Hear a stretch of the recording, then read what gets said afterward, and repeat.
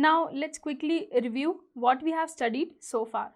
So we have studied total 7 taxons, each of which are arranged in a descending pattern starting from the species to kingdom, wherein species forms the uppermost part of this pyramid, and here the number of organisms are very less, but similarity amongst these organisms is very high. Similarly, in kingdom, we have increased number of organisms,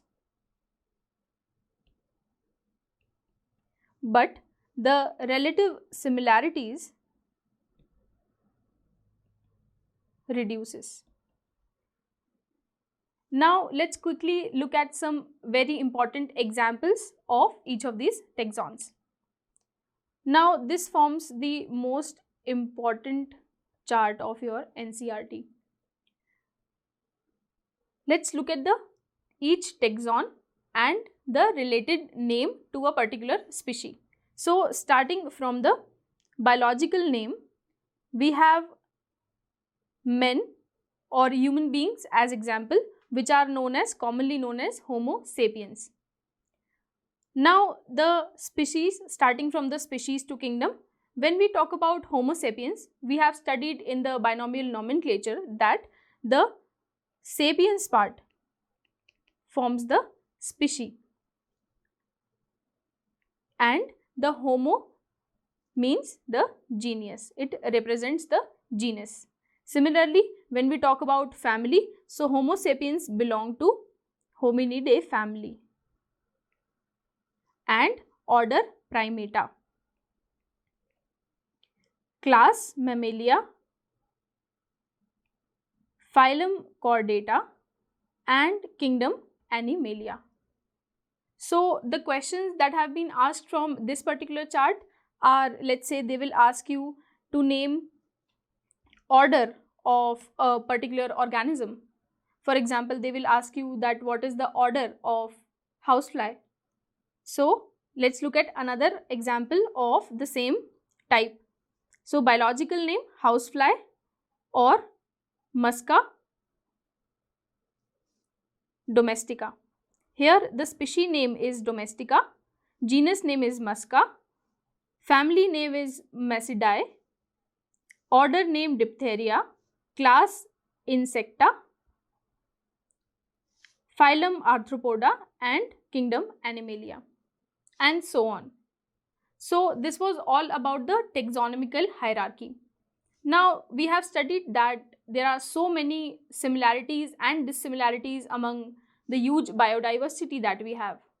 So taxonomists have suggested that we need to have varieties of taxonomical aids which basically helps us to identify, name and classify these organisms and of course study further about these organisms. So we have taxonomical aids. These aids act as a reference much like what we have in our libraries. So let's look at the first taxonomical aid, that is herbarium. Now herbarium is a storehouse of collected plant specimen. Please note this point that these are specifically used for plant specimens which are dried, pressed and preserved.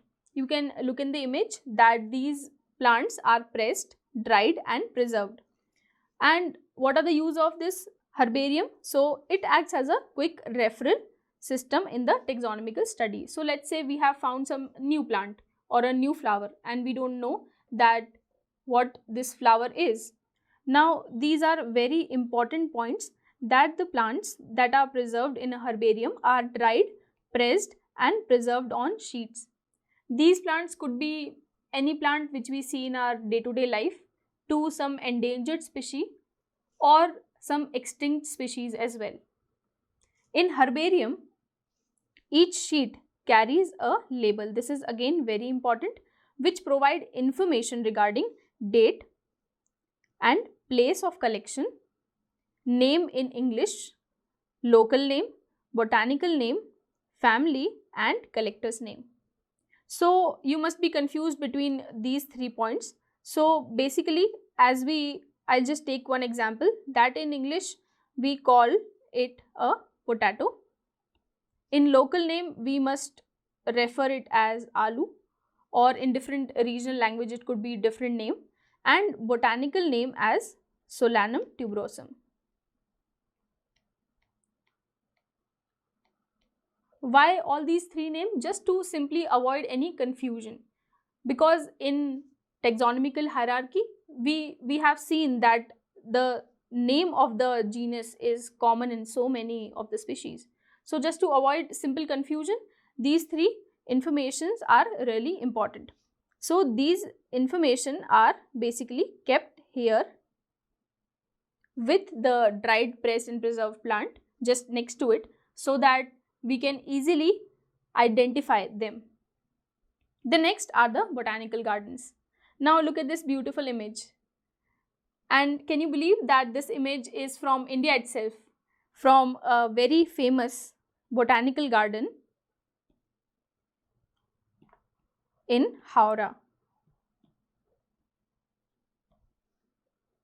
So these botanical gardens are basically collection of living plants. Again, very important point. Each plant is labeled, indicating its botanical and scientific name and its family.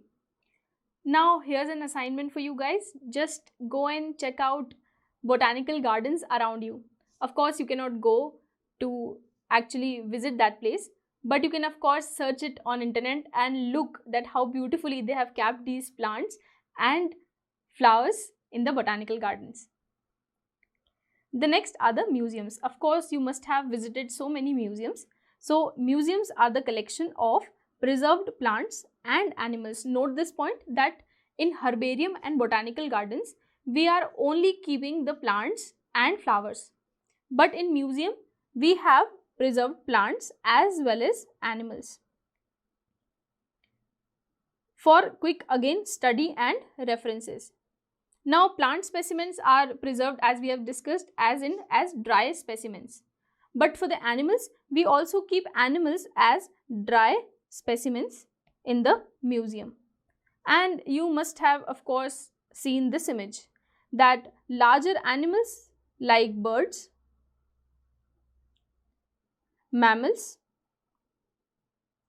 are usually stuffed and preserved, and in museums they have skeletons of these larger animals as well. And in some museums we have insects. Again, very important point that they are pinned after killing. This is very important that insects are preserved in insect boxes after collecting, killing and pinning them. The next are the zoological parks. Now zoological parks are a little bit different from the zoo that you must have visited.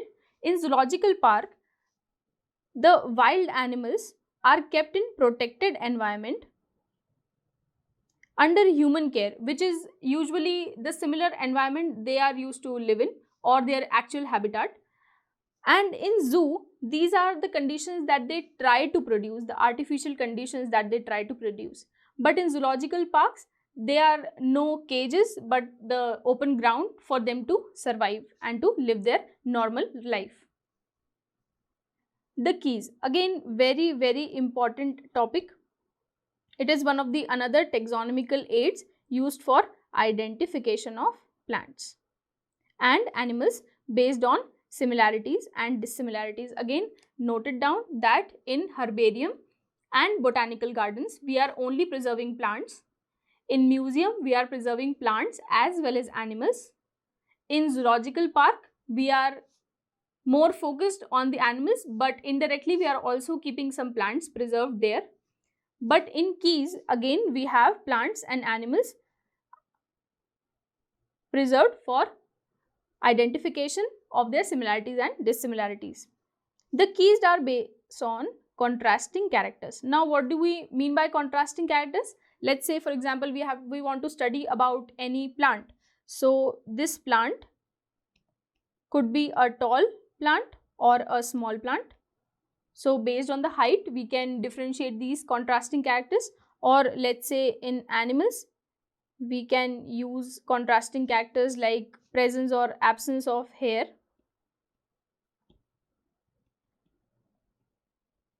So these we refer as contrasting characters, and which are termed as couplets. Again, very important point, that these contrasting characters are known as couplets. Each of these statement, the statement which we are making that a particular organism has hairs or no hair, this will act as a lead. Again, very important point. And these separate taxonomical keys are required for each taxonomical category as family, genus and species for simple identification purpose. So let's look at this again. The first thing that we have noted is in keys, basically we are studying about both plants and animals. Second most important point is that in the key we usually study the contrasting characters. For example, in plants it could be a tall plant or a small plant, or in case of animals could be presence of hair or absence of hair. Now when we make a statement, let's say that this particular organism has hairs or this organism does not have hairs, this statement is referred to as the lead.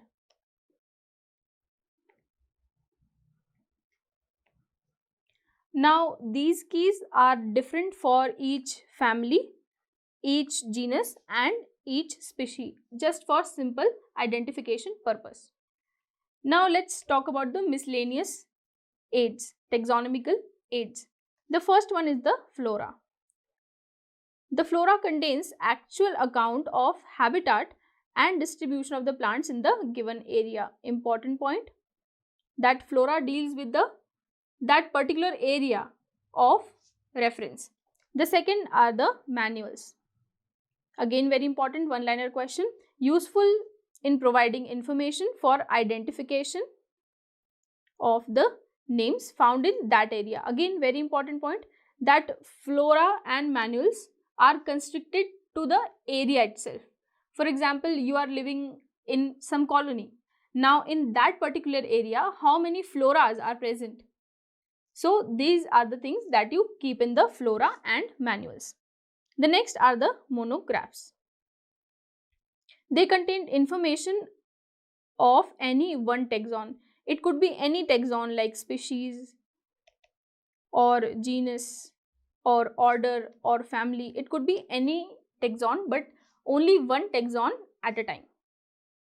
So this was all about the taxonomical aids. So now you can take the test and compare your marks with your peers and come back again for another amazing video.